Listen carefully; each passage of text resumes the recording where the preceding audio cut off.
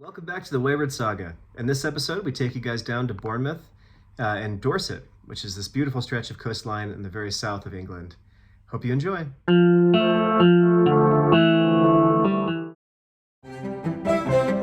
Bournemouth was first established as a seaside health resort in the early 19th century.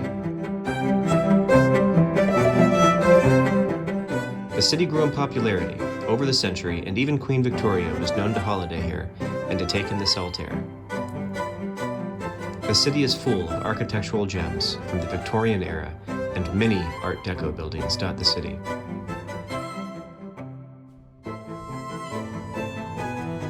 Many notable writers and poets also made Bournemouth their home, including the famous Durrell family, Robert Louis Stevenson, and Mary Shelley, the author of Frankenstein.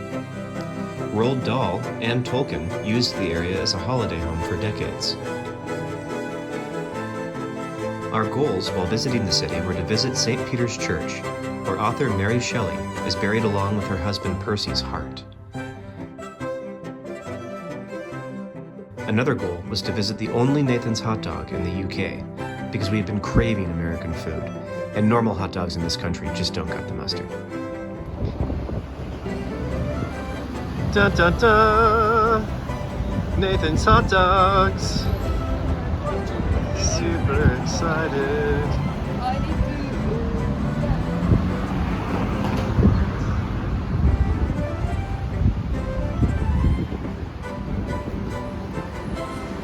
These 3 glorious tubes of questionable meat were delicious and well worth the effort. From Bournemouth, we jumped on a bus and made our way towards the small village of Studland along the Dorset coast, where I had a job waiting.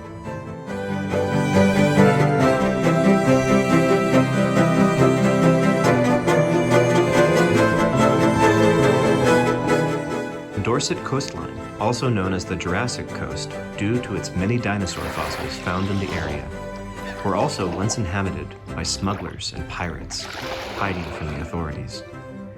During World War II, Winston Churchill himself frequented the area to help prepare for the D-Day invasion of nearby Normandy.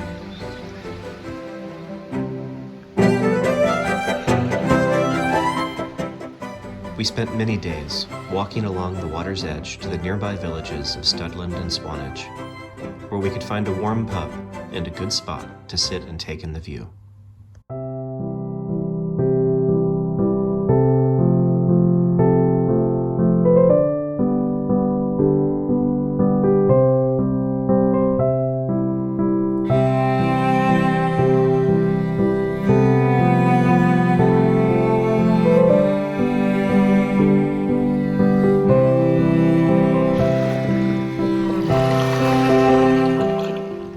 Walking along these ancient beaches, I couldn't help but think about Percy Shelley and his famous poem, Ozymandias.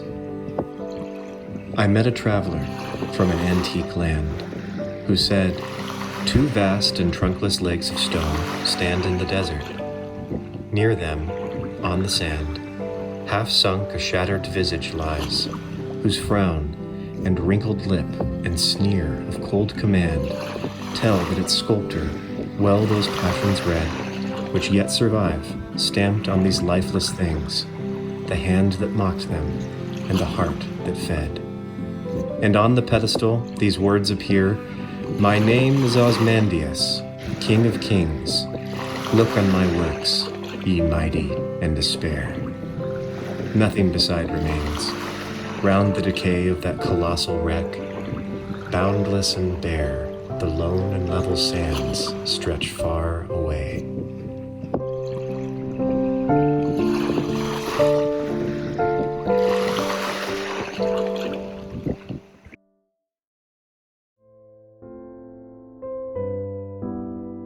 Jason and I love to take long walks in the countryside, and sometimes he sneaks in a video of me. I prefer the quiet places, like graveyards and ancient churches.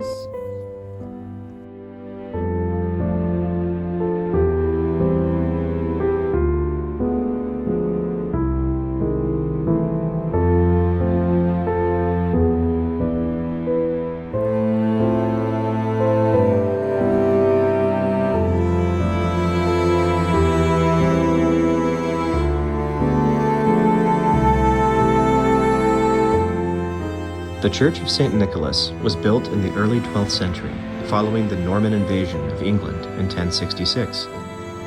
It's one of the finer examples of Norman architecture left standing in England, and has a sort of lonely charm about it. Every time we came here, there was almost no one there.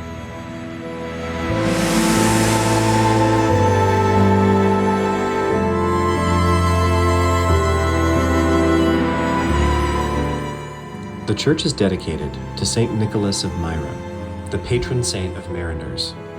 Although there was some restoration and work done in the 18th century, much of the church remains the way it did for almost 1,000 years.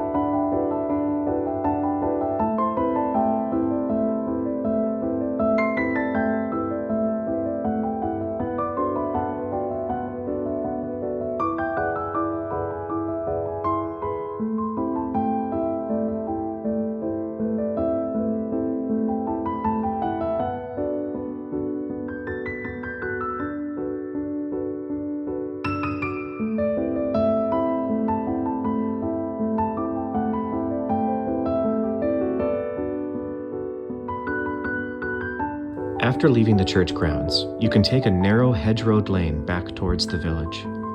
It winds mysteriously through the valley. But be careful. If you're distracted by pretty girls like this one, your next step could be disastrous. 2 seconds after this video, I broke my ankle.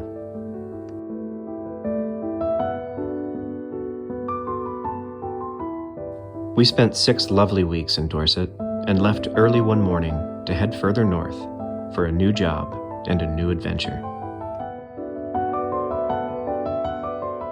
All right, thanks for watching, guys. That was Bournemouth and Dorset and Swanage and Studland, and we absolutely loved being there. We will go back eventually one day. In the meantime, please like and subscribe to our channel.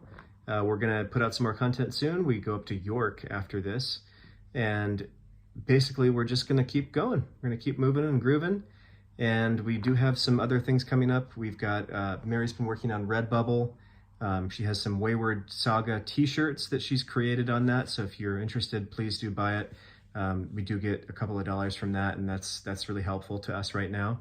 We also have a GoFundMe that we're gonna link down below as well. And if you have any questions about that, we've created a separate video that talks about what we've been going through the last 3 months with Mary's pregnancy, delivery, and the last 3 months of postpartum. So please do follow us, guys, and we can't wait to see you again on the Wayward Saga.